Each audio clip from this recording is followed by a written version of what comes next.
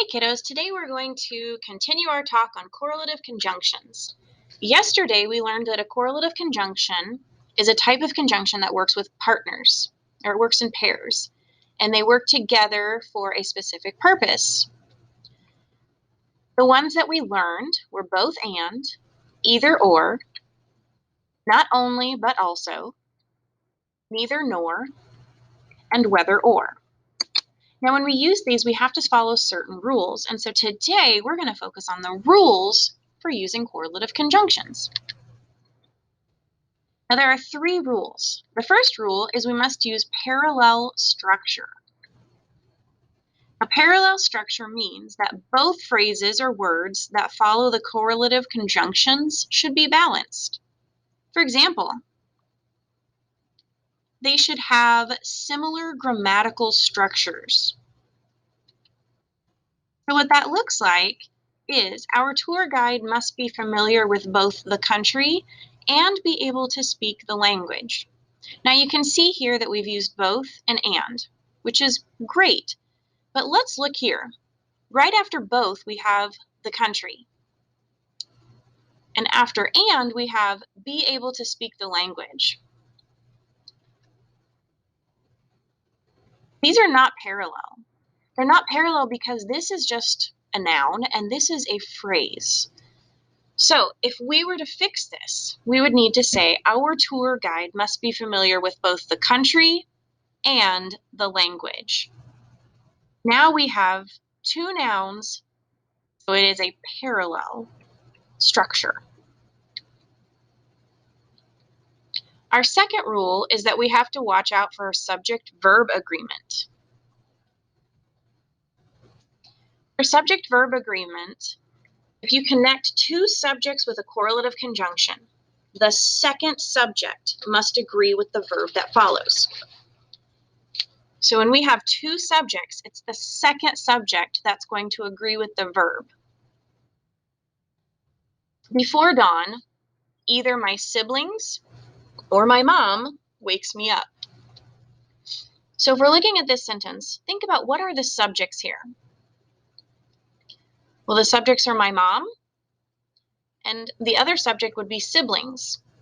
But we want to make sure that mom comes second, so it has to match up with the verb. It wouldn't make sense to say, my mom wake me up. If we flip that around, we would say, before dawn, either my mom or my siblings wake me up. In this case, again, we have mom and siblings as the subjects. But in this case, siblings comes second, so we want to have a plural verb for wake. It wouldn't make sense to say, my siblings wakes me up. So we have to have agreement between these 2.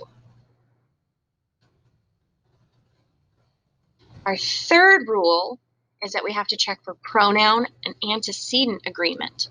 Now remember that a pronoun is a word that takes the place of a noun. So he, she, we, they, it, those are all pronouns. And the antecedent is the word that it replaces.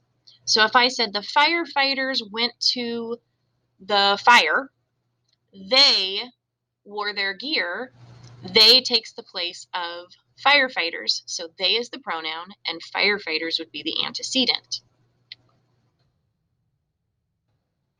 If you connect 2 antecedents with a correlative conjunction, the second antecedent must agree with the pronoun. So it's kind of the same rule with the subject-verb agreement. So for an example of this, neither Coach Thompson nor the players, so we're connecting Coach Thompson and the players, expressed their anger with the referee's call.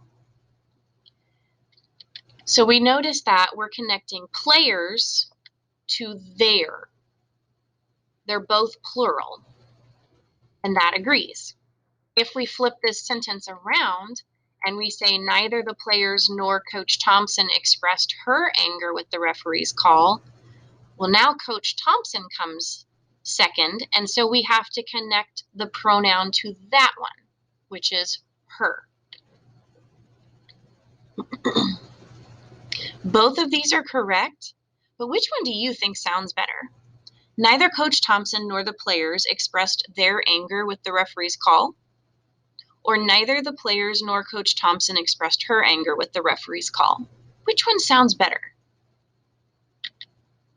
Well, the first one sounds a little bit better because it makes in the second sentence, it sounds like only Coach Thompson is angry with the referee's call. In the first sentence, everybody's angry with the referee's call. Okay, so now you guys are going to practice this in Seesaw. Good luck!